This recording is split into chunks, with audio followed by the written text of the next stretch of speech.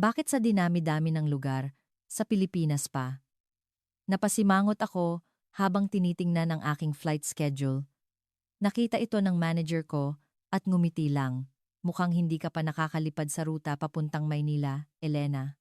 Ang ibang crew, gustong-gusto pumunta roon. Subukan mo, baka magustuhan mo, sabi niya na parang biro lang. Hindi ko talaga maintindihan. Pero hindi ko akalain na ang isang lipad na ito ang babago ng malaki sa takbo ng aking buhay. Ako si Elena, isang flight attendant sa ikatlong taon ko na sa Lufthansa na nakabase sa Frankfurt Airport. Bata pa lang ako, pangarap ko ng maglakbay sa buong mundo. Gusto ng mga magulang ko na maging doktor o abogado ako, pero pinili ko ang buhay na lumilipad at umiikot sa iba't ibang bansa. Bukod sa German, matatas akong magsalita ng French at Spanish at may maganda na akong reputasyon bilang isang first-class flight attendant. Pero bakit Pilipinas? Ang tanging alam ko lang tungkol dito ay ang mga balita tungkol sa kahirapan, magulong trapiko at komplikadong lipunan. Madalas kong marinig sa mga kasamahan ko na ang mga pasaherong Asyano, lalo na mula sa Timog Silangang Asya, ay maingay at maraming hinihiling. Matapos ang ilang karanasan sa mga flight papuntang China, sinubukan kong iwasan hanggat maaari ang mga ruta sa Asya. Araw ng flight, napabuntong hininga ako habang inaayos ang aking uniporme sa harap ng salamin. Mahigit 12 oras na biyahe, at sa isang lugar na unang beses kong pupuntahan, halo-halong kaba at pag-aalala ang naramdaman ko. Mga cabin crew, magsisimula na ang boarding. Narinig ko ang anunsyo, isa-isang pumasok ang mga pasahero ng flight papuntang Maynila. Taliwas sa inaasahan ko, karamihan sa kanila ay tahimik na hinahanap ang kanilang mga upuan. Maging ang mga bata ay masunurin sa kanilang mga magulang at hindi magulo. Siguro dahil hindi pa tayo lumilipad, bulong ko sa sarili ko. Nagsimula na ang flight. Pagkatapos ng take-off, sinimulan namin ang unang serbisyo habang tinutulak ko ang inumin. Lalo akong nagugulat sa bawat hanay ng upuan na nadadaanan ko. Halos lahat ng pasahero ay magalang na nagsasabi ng salamat po o thank you sa Ingles. Kapansine-pansin din kung paano nila isinasaayos ang kanilang mga pinag-inuman. Hindi ito ang Asya na ikinukwento nila sa akin, bulong ko sa aking kasamahan. Sa kalagitnaan ng biyahe, isang emergency ang nangyari. Isang lalaki sa upuan 14B ang namimilipit sa sakit habang hawak ang kanyang tiyan. Are you okay, sir? Lumapit ako at nagtanong, ngunit halatang hindi niya ako naiintindihan. Unti-unti siyang namumutla at nahihirapang huminga. Nagsimulang manginig ang aking mga kamay. Ang mga ganitong sitwasyon ang pinakamasamang bangungot para sa sinumang flight attendant. What seems to be the problem? Noon ko napansin ang isang binatang lalaki mula sa upuan 30C na tahimik na lumapit. Maayos ang kanyang pananamit, nakasuot ng malinis na navy blue na polo shirt at may mahinahong mga mata. Isang Pilipino, I'm a medical student, I can help, sabi niya sa matatas na Ingles. Pagkatapos niyang magtanong ng ilang bagay sa pasyente sa wikang Tagalog, bumaling siya sa akin. Mukhang acid reflux. Mayroon ba kayong antacid sa first aid kit? Saglit akong natulala sa kanyang kalmadong boses bago ako natauhan. Yes? Kukunin ko agad. Habang kinukuha ko ang gamot, hawak niya ang kamay ng pasyente para pakalmahin ito. Pagdala ko ng tubig at gamot, ipinainom niya ito sa pasyente at dahan-dahang minasahe ang tiyan nito. Ang kanyang mga galaw ay banayad, ngunit puno ng kumpiyansa. Makalipas ang halos 30 minuto, bumuti ang kalagayan ng pasyente. Nakahinga siya ng maluwag at paulit-ulit na nagpasalamat. Thank you so much. Hindi ko alam ang gagawin ko kung wala ka, sinsero kong sabi. Ngumiti siya ng mainit. Paolo nga pala. It was nothing. Nang magtama ang aming mga mata, kakaibang kaba ang naramdaman ko. Parang biglang nagkaroon ng kaunting turbulence sa dibdib ko. I'm Elena. Malaking tulong ka talaga, sabi ko. At napansin kong bahagyang tumaas ang tono ng boses ko.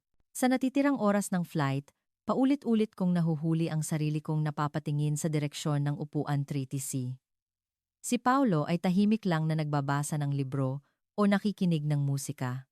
Minsan, nagtama ang aming mga mata at ngumiti siya ng banayad. Sa sandaling iyon, Naramdaman kong may kung anong nagbago sa loob ko. Nagsimulang lumiwanag sa labas ng bintana. Papasok na ang eroplano sa himpapawid ng Pilipinas at malapit nang lumapag sa Maynila. Ang flight na dati kong iniiwasan ay tila magiging simula ng isang malaking pagbabago sa buhay ko. Hindi ko pa alam kung bakit, pero nararamdaman kong may espesyal na magsisimula. Mula sa sandaling lumapag kami sa Ninoy Aquino International Airport, sunod-sunod ang aking pagkamangha. Ang disenyo ng arkitektura, ang kalinisan ng mga pasilidad, at higit sa lahat, ang organisadong sistema. Maganda rin naman ang mga airport sa Germany, pero ang modernong pakiramdam ng NAIA ay iba sa inaasahan ko. Hindi ito ang Pilipinas na nasa isip ko, bulong ko habang nililibot ng tingin ang paligid.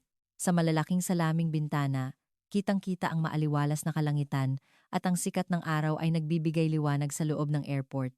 Kasama ang iba pang crew, natapos kami sa immigration at habang hinihintay ang aming mga bagahe, palingalinga ako.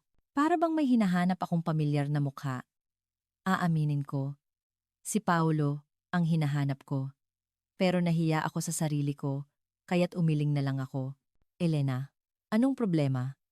May hinahanap ka? Tanong ng kasamahan kong si Carla. Wala. Ang ganda lang talaga ng airport, sagot ko, pilit na itinatago ang pamumula ng aking mukha. Pagkakuha ng mga bagahe, habang papunta kami sa exit, isang hindi inaasahang pangyayari ang naganap. Sa arrival lobby, nagkabanggaan kami ni Paulo. Mukhang may hinihintay siya at nagulat din siya nang makita ako. Hi, Elena. Una siyang bumati.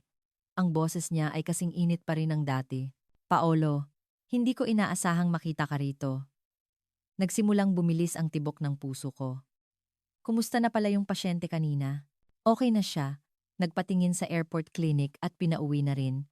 Sagot ni Paulo. First time mo ba sa Pilipinas? Tumango ako.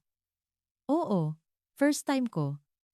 Mas moderno at malinis pala rito kaysa sa inaasahan ko. Gaano ka katagal mag-stay sa Manila? Tanong niya. 2 araw lang. Kailangan ko nang bumalik agad sa Frankfurt. Hindi ko maintindihan kung bakit parang nanghihinayang ako. Sandaling nag-isip si Paulo, tapos ay nagsalita. Sana mag-enjoy ka sa Manila. Kung may pagkakataon. Naputol ang kanyang sinabi at ngumiti siya ng alanganin. Wala. Enjoy your stay. Noon ko narinig ang tawag ng mga kasamahan ko. Oras na para umalis. Salamat. Sige. Hindi ko alam ang sasabihin ko. Ingat, sabi ni Paulo at bahagyang yumuko. Pagkatapos ay tumalikod na siya. Sa bus papuntang hotel, pinagmasdan ko ang tanawin ng Manila sa labas ng bintana. Ang naglalakihang mga gusali, nakasabay ng mga luntiyang parke, ay isang sariwang tanawin para sa akin. Ang mga kasamahan ko ay natutulog o nagse-cellphone, pero ako'y nakatitig lang sa labas. At paulit-ulit na sumasagi sa isip ko ang mukha ni Paulo.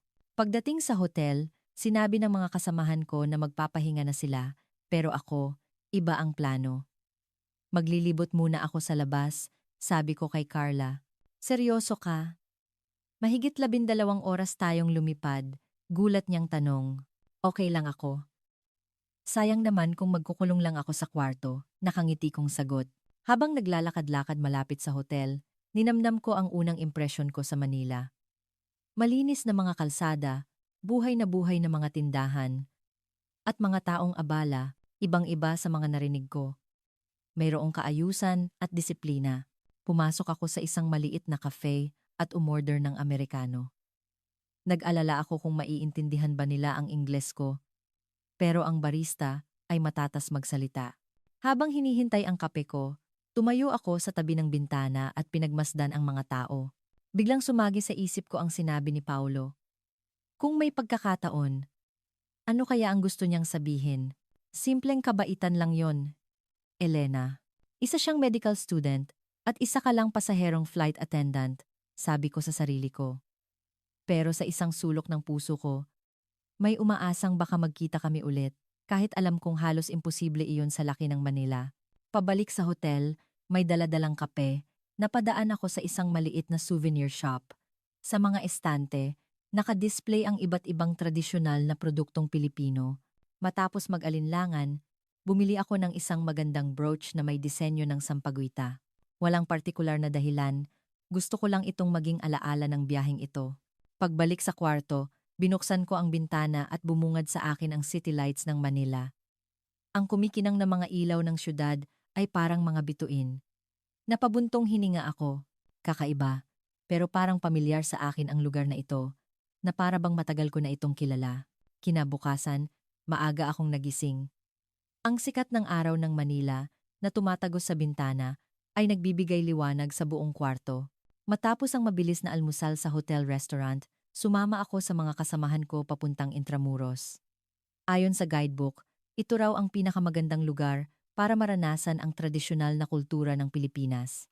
Sa wakas, makikita ko na ang totoong Pilipinas, sabi ko sa sarili ko, puno ng pananabik. Pagdating namin sa Intramuros, bumungad sa amin ang makikitid na kalyeng gawa sa bato, cobblestones, at mga lumang gusali. Nagkalat ang mga souvenir shop, kainan, at art galleries. Kapansin-pansin ang mga kabataang nakasuot ng tradisyonal na kasuotang Pilipino na nagpapakuha ng litrato. Tingnan nyo, Elena. Mukhang isang tradisyonal na kainan, turo ni Carla sa isang lumang bahay na bato. Pumasok kami roon at umorder ng kape barako at mga kakanin. Kakaiba ang lasa, sabi ko matapos tikman ang kape. Medyo nanibago ako sa tapang nito, pero sa pangalawang lagok, naging komportable na ito sa panlasa ko. Paglabas namin, nagpatuloy kami sa paglalakbay sa mga eskinita, nawili kami sa pagtingin sa iba't ibang tindahan. Partikular na magaganda ang mga parol na gawa sa kapis at mga abanikong yari sa kamay. Bumili ako ng isang set ng mga lokal na kape para iuwi sa aking mga magulang. Matapos ang halos 2 oras na paglalakad, sumakit na ang mga paa ng kasamahan ko. Hindi ko na kaya maglakad. Pahinga muna tayo, sabi nila. Umupo kami sa isang maliit na bangko. Habang umiinom ng tubig, nilibot ko ang aking paningin. Humanga ako sa pananamit ng mga Pilipino, simple pero malinis at maayos. Maglilibot lang ako sa banda roon. Magkita tayo rito pagkatapos ng 30 minuto. Paalam ko sa kanila, habang nag-iisa, mas marami akong napansin.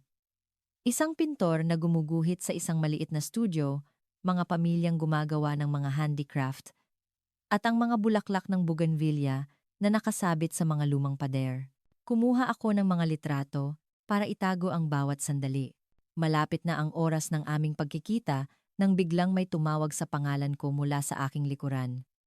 Elena? Sa narinig kong boses na iyon, biglang kumabog ng mabilis ang puso ko. Paglingon ko, si Paulo nga. Nakasuot siya ng maong at puting t-shirt. May hawak na libro. Paolo, anong ginagawa mo rito? Hindi ko maitago ang pagkagulat ko. Nagulat din ako. Nandito ako para bumili ng libro tuwing weekend, sabi niya. Ipinakita ang hawak na medical book na nakasulat sa Ingles. Kumusta ang Manila? Nagustuhan mo ba? Oo, napakagandang syudad. Nagulat ako na mas moderno at malinis pala kaysa sa inaakala ko. Sinsero kong sagot, ngumiti si Paulo. Maraming dayuhan ang ganyan din ang iniisip sa una. Marami kasing stereotype tungkol sa Pilipinas. Nagkwentuhan kami habang nakatayo. Nalaman kong nag-aaral siya ng medisina sa isang universidad sa Manila at pangarap niyang sumali sa Doctors Without Borders pagka-graduate. Habang pinapakinggan ko ang kanyang mga pangarap, hindi ko maiwasang mapangiti. Ay, oo nga pala. Bigla kong naalala ang oras. Malilate na ako sa usapan namin ng mga kasama ko. Saan ba sila naghihintay? Ihahatid na kita. Magiliw niyang alok. Habang pabalik kami sa bangko, napansin kong parang gumaan ang bag ko. Teka, nawawala ang passport ko. Nagpanik ako at lumingalinga. Sigurado akong dala ko iyon kanina. Kailan mo huling nakita? Kalmadong tanong ni Paulo. Nung nakaupo ako sa bangko. Sigurado akong nasa loob pa ng bag ko noon. Nanginginig ang boses ko. Ang mawala ng passport sa ibang bansa ang pinakamasamang pwedeng mangyari. Baka naiwan mo sa bangko. Balikan natin agad. Dahan-dahan niyang hinawakan ang braso ko. Nagmamadali kaming bumalik, pero may ibang tao nang nakaupo roon at wala na ang bag ko. Naramdaman kong Nangingilid na ang mga luha ko. Paano na to? Hindi ako makakauwi. Nang walang passport, pinunasan ko ang aking mga luha. Kalma ka lang, sabi ni Paulo. Kailangan nating i-report sa pulis. At kailangan din nating tawagan ang German Embassy. Habang pinapakalma niya ako, nakita kami ni na Carla. Elena, saan ka ba nagpunta? Lagpas 30 minutes ka na, reklamo ni Carla. Pero agad nagbago ang mukha niya nang makita ang itsura ko. Anong nangyari? Nawala ang passport at wallet ko, nanginginig kong sabi. Mabuti na lang at si Paulo na ang nagpaliwanag ng sitwasyon. Ipinaliwanag niya kay Carla sa matatas na Ingles at agad gumawa ng plano. Pumunta tayo sa pinakamalapit na police station. Ako nang maghahatid sa inyo. Habang papunta sa presinto, pinipigilan ko ang aking mga luha. Tahimik lang na naglalakad si Paulo sa tabi ko at paminsan-minsan ay sinasabing, magiging okay din ang lahat, kakaiba, pero ang presensya niya lang ay sapat na para kumalma ako. Pagdating sa presinto, si Paolo na ang nagsilbing interpreter ko. Imposible kung wala ang tulong niya. Pagkatapos naming punan ang mga papeles, isang nakakagulat na balita ang sinabi ng pulis. May nakapulot daw po ng bag na ito at dinala rito, sabi ni Paulo, isinasalin ang sinabi ng pulis. Bag ko nga. Nandoon ang passport at wallet ko. Buo pa. Maging ang pera ay hindi nagalaw. Hindi makapaniwalang tumingin ako kay Paulo. Sa Germany, hindi ito mangyayari. Grabe, halos hindi ako makapagsalita sa sobrang pasasalamat. Ngumiti si Paulo. Sa Pilipinas, maraming naniniwala na ang pagsauli ng hindi sayo ay natural lang na gawin, lalo na kung pag-aari ng isang dayuhan. Paglabas namin sa presinto, nakahinga ako ng maluwag. Tumingin ako kay Paulo. Hindi ko alam kung anong mangyayari kung wala ka. Pangalawang beses mo na akong tinulungan. Nagkataon lang, nahihiya niyang sabi. Maliit na bagay lang yon, pero alam ko na. Hindi ito simpleng pagkakataon. Si Paolo, palaging dumarating sa mga pinakamahihirap na sandali ng buhay ko. Unti-unti, nagsimula ko nang maintindihan kung ano ang ibig sabihin nito. Kahit nakalabas na kami ng police station, hindi pa rin humuhupa ang kaba sa dibdib ko. Hindi ako makapaniwala sa mga nangyari.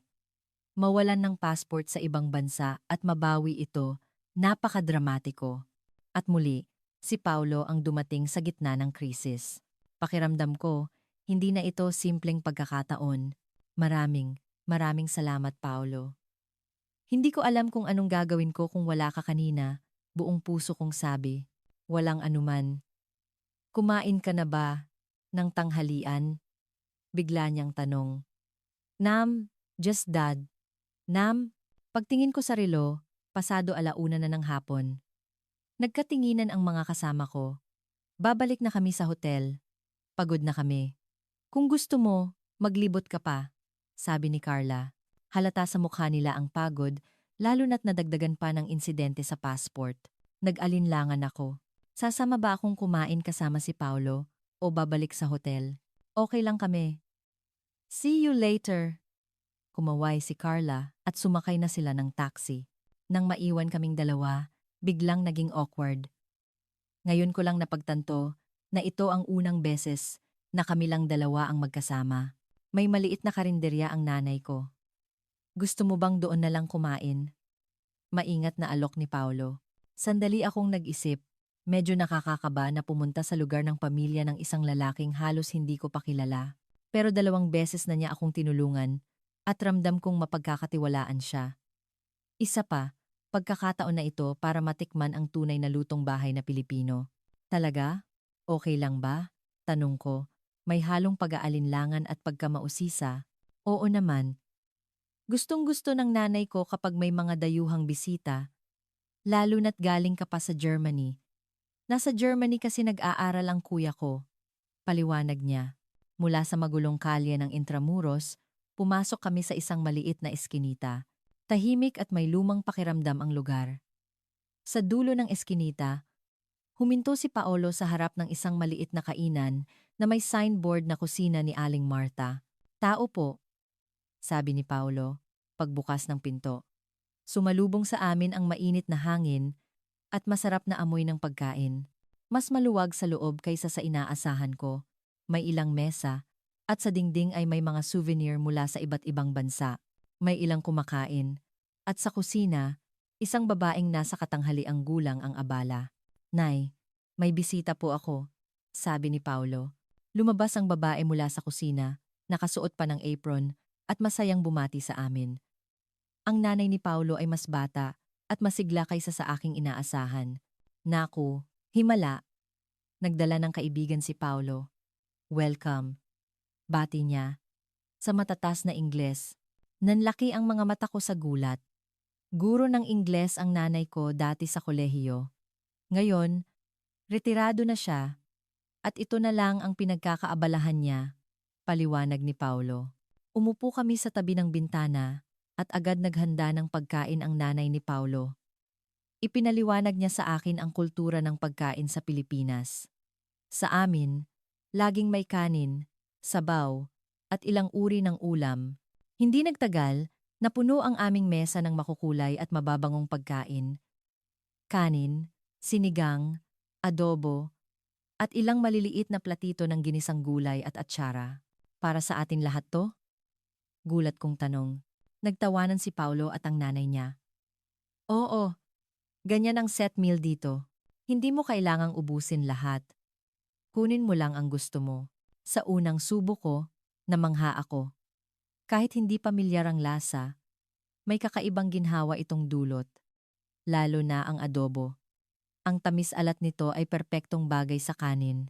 Ang atsara, medyo maasim sa una, pero naging masarap na rin sa pangalawang kagat. Ang sarap po, buong puso kong sabi. Habang kumakain, paulit-ulit akong inaalok ng nanay ni Paulo. Sige, kain ka pa, sabi niya, at akmang dadagdagan ang kanin at ulam ko. Nag-alala ako na baka mahal ang bayarin. Hindi po ba mahal ang lahat ng ito? Maingat kong tanong. Ngumiti si Paulo. Huwag kang mag-alala. Set meal to kaya't fixed ang presyo. Ganyan lang talaga mag-asikaso si nanay. Talaga? Sa Germany, hindi ganyan. Hindi ko maitago ang pagkamangha ko. Pagkatapos kumain, naglabas ang nanay ni Paulo ng mga prutas at mainit na salabat ginger tea. Ang amoy nito ay perpektong panghimagas. Napakasarap po talaga ng pagkain ninyo. At lalo na po ang mainit ninyong pagtanggap, pasasalamat ko. Ang hospitality ay espesyal na kultura para sa amin. Mahalaga na mapasaya namin ang aming mga bisita, may pagmamalaking sabi ng nanay ni Paulo. Habang nag-uusap kami, naramdaman kong higit pa sa simpleng pananghalian ang sandaling iyon. Ito ay direktang karanasan ng puso ng mga Pilipino, ang kanilang kultura ng pagbabahagi at pag-aasikaso. Hindi lang ito pagkain. Pagkain itong may kasamang puso, sabi ni Paulo, na parabang nabasa niya ang isip ko. Pag-alis namin sa kainan, mainit ang pakiramdam ko. Hindi lang dahil busog ako, kundi dahil puno rin ang kaluluwa ko. Ngayon ko lang napagtanto kung gaano ka-espesyal ang maranasan ang init ng isang pamilya sa isang dayuhang bansa. Napakagandang karanasan nito. Maraming salamat, sabi ko kay Paulo at sa kanyang ina. Bumalik ka kahit kailan, sabi ng nanay niya habang hawak ang kamay ko. Habang naglalakad kami ni Paulo, inisip ko ang kakaibang pakiramdam na ito. Marahil, ang Pilipinas ay mas malapit sa puso ko kaysa sa inaakala ko. Nakita mo na ba ang Ilog Pasig? Tanong ni Paulo. Umiling ako. Iniisip ko pa lang kung paano ko susulitin ang huling araw ko. Hindi pa. Nabasa ko sa guidebook pero wala ng oras. Kung gusto mo, puntahan natin ngayon. Ipapakita ko sa iyo ang tunay na ganda ng Manila, alok niya. Nag-alinlangan ako. Pasado 3:00 na ng hapon at kailangan kong umalis ng maaga bukas. Pero ayokong palampasin ang pagkakataong ito. Pagbalik ko sa Germany, hindi ko alam kung kailan ulit ako makakapunta sa Pilipinas at makikita si Paulo. Sige, gusto ko. Nakangiti kong sagot. Sumakay kami ng tren papunta sa may Ilog Pasig. Ang tren ay nakakagulat na malinis at episyente. Ang lahat ng anunsyo ay nasa Tagalog at Ingles. Ang galing ng public transport nyo. Mas malinis at mas on time pa yata kaysa sa Germany, sabi ko. Ngumiti si Paulo. Masaya akong marinig yan. mahalaga sa amin ang teknolohiya at kaginhawaan. Pagbaba namin, bumungad sa amin ang malawak na ilog at ang tanawin ng syudad sa magkabilang pampang. Buhay na buhay ang lugar sa mga taong nagbibisikleta, nagpipiknik at nagjo-jogging. Wow! Mas malaki at mas maganda pala ito sa personal, mangha kong sabi. Gusto mong sumakay sa ferry? Iba ang itsura ng Manila mula sa ilog, alok ni Paulo. Bumili kami ng tiket at sumakay. Umupo kami sa isang lugar na nasisikatan ng araw at dumadampi sa amin ang malamig na hangin. Habang dahan-dahang umaandar ang ferry, bumungad ang panorama ng Manila. Napakagandang siyudad, buong puso kong sabi. Noong una, mayroon akong mga maling akala tungkol sa Pilipinas. Akala ko magulo, komplikado, at nakakapagod na lugar. Sandaling nag-isip si Paulo bago marahang nagtanong. Nagbago na ba ang isip mo? Tumango ako. Oo, Lagamare. Ang mga Pilipino pala ay napakabait at magalang, handang tumulong kahit sa hindi kakilala, at may mainit na puso at diwa ng pagbabahagi, pati ang kanilang moralidad, kitang-kita sa nangyari sa passport ko. Ngumiti si Paulo. Mapanganib pa ring i-generalize ang lahat. Bawat bansa, may mabubuti at hindi mabubuting tao. Pero sa kultura namin, mahalaga ang pakikipagkapwa-tao at respeto. Mga bagay na itinuturo mula pagkabata. Habang dumadaan ang ferry sa tapat ng Malacañang Palace, ang papalubog na araw ay nag-iiwan ng gintong sinag sa ilog. Sa ganda ng tanawin, sandali kaming natahimik. Sorry kung nagkaroon ako ng maling akala tungkol sa Pilipinas. Bigla kong nasabi. Umiling si Paulo. Hindi mo kailangang humingi ng tawad. Lahat tayo ay may kanya-kanyang imahe ng mga lugar na hindi pa natin napupuntahan. Ang mahalaga ay ang pagkakaroon ng bukas na isipan para baguhin ito base sa sariling karanasan. At mayroon ka niyan, Elena. Gumaan ang loob ko sa sinabi niya. Si Paulo, palagi niya akong napapakalma. Ang paraan niya ng pag-intindi sa halip na paghusga ay napaka-espesyal. Pagbalik ko sa Germany, mamimiss ko ang Pilipinas, mahina akong sabi. Pwede ka namang bumalik, sabi ni Paulo. Sa susunod, mas marami pa akong ipapakita sa'yo. Cebu, Palawan, Vigan, marami pang magagandang lugar sa Pilipinas. Sa mga salitang iyon, uminit ang puso ko. Ang salitang sa susunod ay parang isang pangako na magkikita kami ulit. Pero sa realidad, hindi regular ang schedule ng Lufthansa at maliit ang tsansang mabigyan ulit ako ng flight papuntang Maynila. Bakit ka nga pala napakabait sa isang dayuhang tulad ko? Hindi ko napigilang itanong. Nag-isip si Paulo bago sumagot ng seryoso. Noong una, gusto ko lang talagang tulungan ang isang taong mukhang nangangailangan. Pero ngayon, huminto siya at tumingin sa ilog. Ngayon, masaya na akong kasama ka. Sa tapat niyang sagot, namula ang mukha ko. Bumilis ang tibok ng puso ko. Pakiramdam ko, alam ko na kung ano ito, pero natatakot akong aminin. Parang hindi ka panipaniwala na mararamdaman ko ito para sa isang taong 2 araw ko palang nakikilala. Masaya rin akong kasama ka, Paulo, lakas loob kong sabi. Nagtagpo ang aming mga mata, at sa sandaling iyon, may isang bagay na hindi maipaliwanag ng mga salita ang namagitan sa aming dalawa. Dahan-dahang umusad ang ferry, at isa-isang umilaw ang mga gusali sa gabi. Ang ganda ng sunset, sabi ni Paulo. Itinuturo ang langit. Ang pulang dapit hapon ay kumalat sa ibabaw ng ilog Pasig. Ang tanawin ay parang eksena sa isang pelikula. Gusto kong itago ang sandaling ito magpakailanman. Gusto mo bang kunan kita ng litrato? Alok ni Paulo. Ibinigay ko ang kamera ko. At kinuhaan niya ako ng litrato na may sunset sa likod. Pagkatapos, ako naman ang kumuha ng litrato niya. Sa huli, nagpatulong kami sa isang turista para kunan kami ng litratong magkasama. Nang patapos na ang biyahe, magkatabi kaming nakatayo habang pinagmamasdan ang gabi. Nakasandal ako sa rehas at naramdaman kong dahan-dahang hinahanap ng kamay ni Paulo ang kamay ko. Nagulat ako noong una, pero agad itong napalitan ng isang komportableng pakiramdam. Ang init ng kanyang kamay ay nagbigay sa akin ng kapanatagan. Bukas ka na aalis, di ba? Mahinang tanong ni Paulo. Oo. 10 a.m. ang flight ko, sabi ko. Hindi maitago ang panghihinayang. Pwede ba kitang ihatid sa airport? Alok niya. Talaga? Okay lang? Wala ka bang klase o ibang gagawin? Gulat kong tanong. Okay lang. Wala akong klase bukas. Nakangiting sabi ni Paulo. Pagdating sa daungan, naglakad kami sa tabing ilog. Habang lumalalim ang gabi, lumamig ang hangin at bahagya akong gininaw.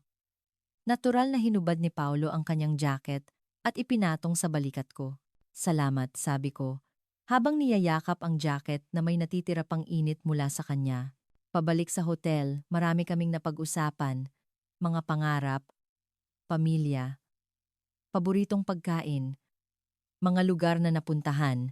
Lahat ng usapan ay natural na dumaloy, na para bang matagal na kaming magkakilala. Pagdating sa harap ng hotel, naging napakahirap magpaalam. Magkita tayo rito bukas. 8 a.m., sabi niya. Salamat talaga, buong puso kong sabi. Nag-alinlangan si Paulo ng ilang segundo bago niya ako dahan-dahang niyakap. Maikli lang, pero napakainit na yakap. See you tomorrow, sabi niya at tumalikod na. Pagbalik sa kwarto habang nakahiga, tinitingnan ko ang kisame at inaalala ang buong araw. Sa puso ko, may halong saya at lungkot. Masakit isipin na bukas, iiwan ko na ang lahat ng ito. Pero isa lang ang sigurado. Ang pagdating ng Pilipinas at ni Paulo sa buhay ko ay hindi isang simpleng pagkakataon. Ito ay simula ng isang bagay na mas malaki at makahulugan. 3 linggo na ang nakalipas mula nang bumalik ako sa Frankfurt. Tuwing umaga, ang mga alaala ko sa Manila ay parang panaginip lang. Pero ang isang litrato sa tabi ng kama ko, ang litrato naming dalawa ni Paulo sa Pasig River Ferry, ang nagpapatunay na totoo ang lahat. Elena, lumabas na ang schedule para sa linggong ito, sabi ng kasamahan kong si Maria. Habang umiinom ng kape, wala sa loob akong sumagot. Saan ako pupunta? New York? London? Hindi. Papuntang Manila ka ulit. Nanlaki ang mga mata ni Maria. Sa gulat ko, halos matapon ko ang kape ko. Ano? Oo, totoo. Bakit parang gulat na gulat ka? Dati, ayaw mo kapag nauulit ang ruta mo. Nagtatakang tanong ni Maria. Ah, kasi. Salam mula alamago. Mas nagustuhan ko ang Pilipinas kaysa sa inaasahan ko. Sagot ko, naguguluhan din sa sarili kong reaksyon. Tinitigan ako ni Maria na may pagdududa. May nangyari bang espesyal sa Pilipinas? Naramdaman kong namula ang mukha ko. Ayokong ikwento sa kanya ang tungkol kay Paulo. Ang nararamdaman kong ito ay masyadong bago at pribado. Wala. Masarap lang talaga ang pagkain doon, palusot ko. Habang papalapit ang araw ng flight ko papuntang Manila, lalo akong hindi mapakali. Nag-email ako kay Paulo na babalik ako, pero hindi siya sumasagot. Baka para sa kanya, isa lang akong dayuhang dumaan sa buhay niya? Bumigat ang dibdib ko sa isiping iyon.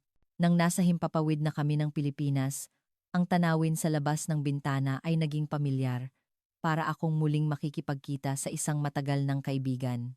Pagkatapos ng immigration, paglabas ko sa arrival lobby, halos tumigil ang puso ko.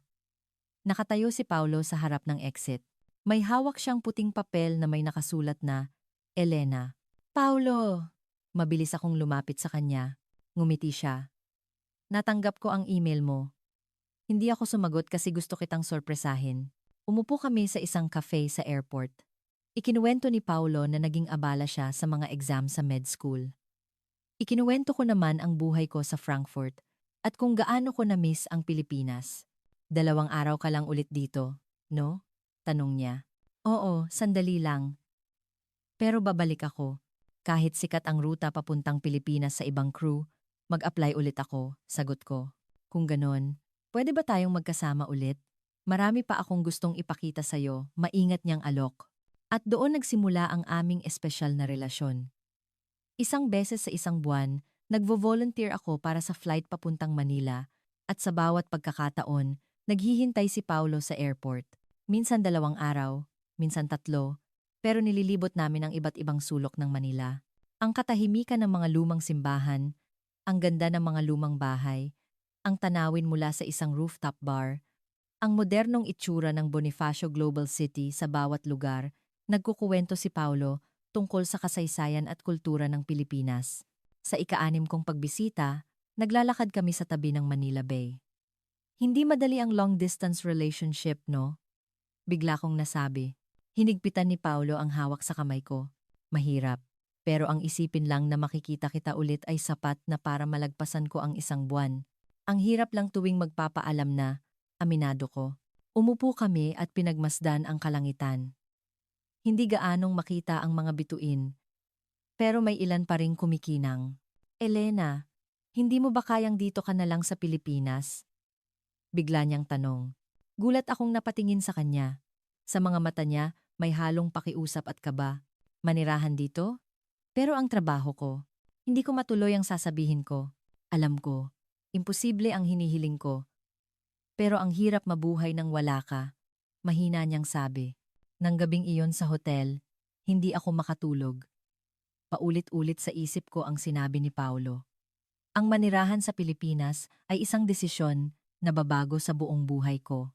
Iiwan ang pamilya, kaibigan, trabaho, lahat para magsimula sa isang dayuhang bansa. Nakakatakot at hindi sigurado.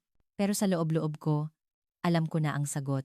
Ang bigat sa dibdib tuwing babalik ako sa Frankfurt at ang kilig tuwing lalapag sa Manila.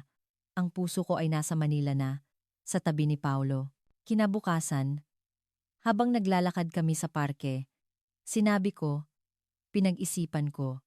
Huminga ako ng malalim. Babalik ako rito. Nanlaki ang mga mata ni Paulo. Talaga? Seryoso?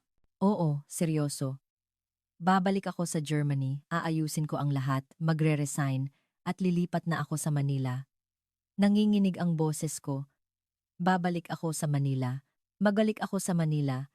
Walang imik na niyakap ako ni Paulo. Sa mga bisig niya, naramdaman kong tama ang desisyon ko. May takot, pero mas malaki ang pag-asa at pananabik. Kailangan kong mag-aral ng Tagalog, sabi ko habang nakayakap pa rin sa kanya. Ako ang magtuturo sa'yo. Huwag kang mag-alala.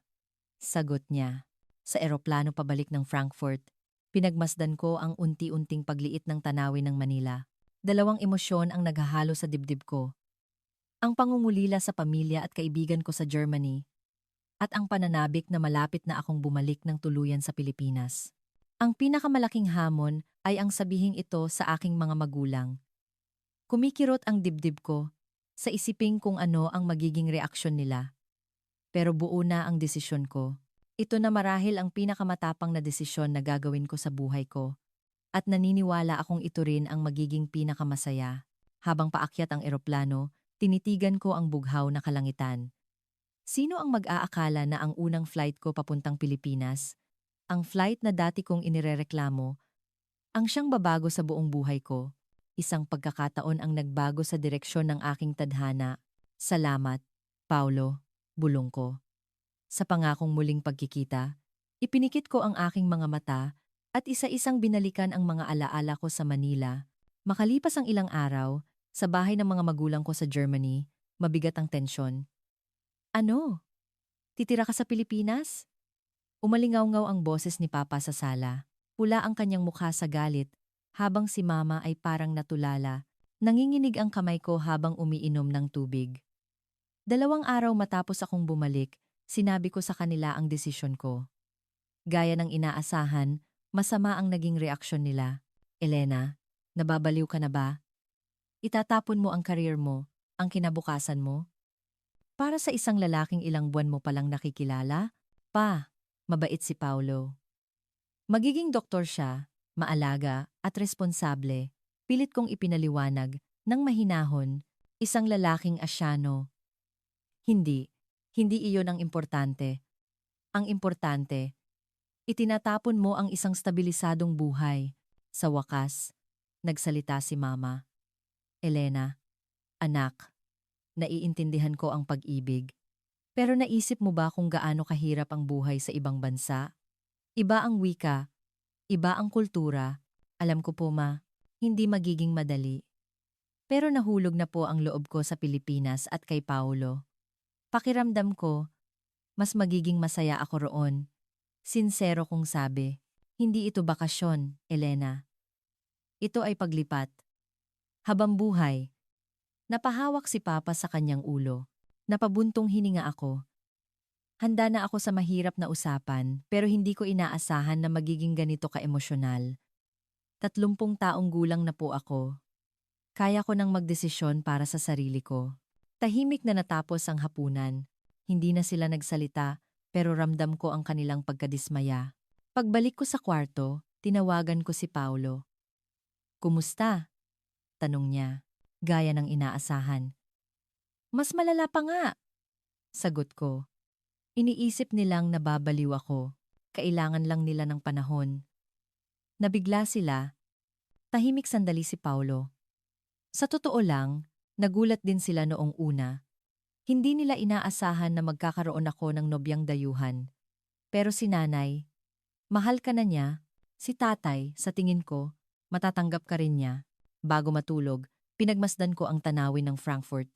Pamilyar, pero parang dayuhan na sa akin. Parang nakaalis na ako. Kinabukasan, nagpasa ako ng resignation letter. Nagulat ang HR, pero iginalang nila ang desisyon ko.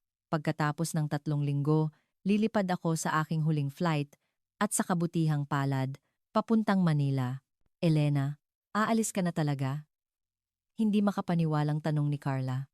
Oo, nakangiti kong sagot. Ang tapang mong iwan ang lahat para sa pag-ibig, sabi niya. Napaisip ako. Katapangan ba ito o kabaliwan?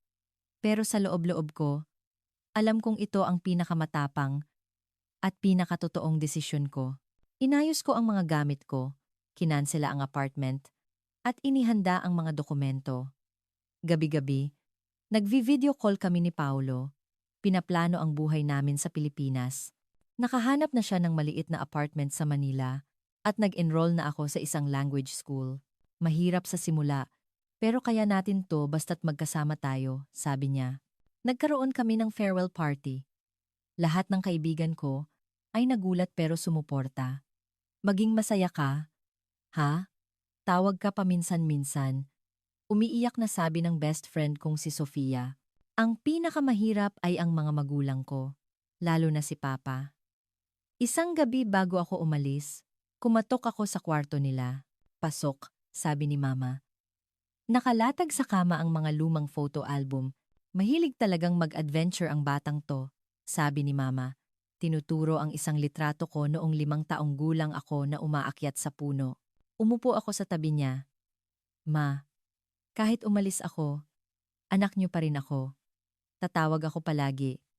At uuwi ako tuwing bakasyon. Naluha si Mama. Alam ko, anak, ang gusto lang namin ay maging masaya ka. Pero nag-aalala kami. Si Papa, nakatayo sa tabi ng bintana, ay lumingon. May luha rin sa kanyang mga mata. Hindi ko akalain na mapupunta ka sa ganun kalayo, pero kung iyan talaga ang gusto mo, igagalang ko ang desisyon mo. Sa mga salitang iyon, tumakbo ako at niyakap si Papa. Sa mga bisig niya, naramdaman ko muli ang seguridad ng pagkabata. Salamat pa, bulong ko. Sana mapasaya ka ng paulong yan. Kung hindi, huwag kang mag-alala pa. Mabait si Paulo. Sa huling araw ko, isinuot ko ang uniforme ng Lufthansa. Ito na ang huling pagkakataon. Bawat sandali ng flight, itinatatak ko sa isip ko. Pagdating sa Manila, panatag na ang loob ko. Malinaw na ang lahat. Pagkatapos kong magpaalam sa mga pasahero, pumunta ako sa crew lounge. Iiwan mo na talaga kami, ha? Huling tanong ni Carla. Oo. Babalik ako ng Germany para kunin ang mga gamit ko, tapos babalik na ako rito for good. May kumpiyansa akong sabi. Paglabas ko ng airport, nakita ko si Paulo. Naghihintay, gaya ng dati. Pero ngayon, may iba. May hawak siyang isang maliit na bouquet ng bulaklak. At sa tabi niya, nakatayo ang kanyang mga magulang. Elena, nakangiting sabi ni Paulo.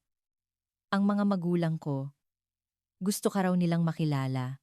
Niyakap ako ng mahigpit ng nanay ni Paulo. Ang kanyang ama naman ay magalang na yumuko. Salamat at magiging parte ka na ng aming pamilya, sabi ng nanay niya. Sa sandaling iyon, nawala lahat ng takot at kaba ko. Tama ang desisyon ko. Sa dayuhang bansang ito, kasama ang isang bagong pamilya, magsisimula na ang bagong kabanata ng buhay ko. Maraming salamat po. Masaya po akong makilala kayo.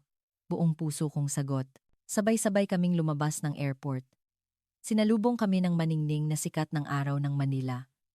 Alam kong hindi magiging madali ang lahat, pero handa ako. Dahil sa tabi ko si Paulo, at hanggat hawak ko ang kanyang kamay, pakiramdam ko kaya kong harapin ang lahat. Welcome home, Elena, sabi ni Paulo. Huminga ako ng malalim at humakbang patungo sa aking bagong buhay.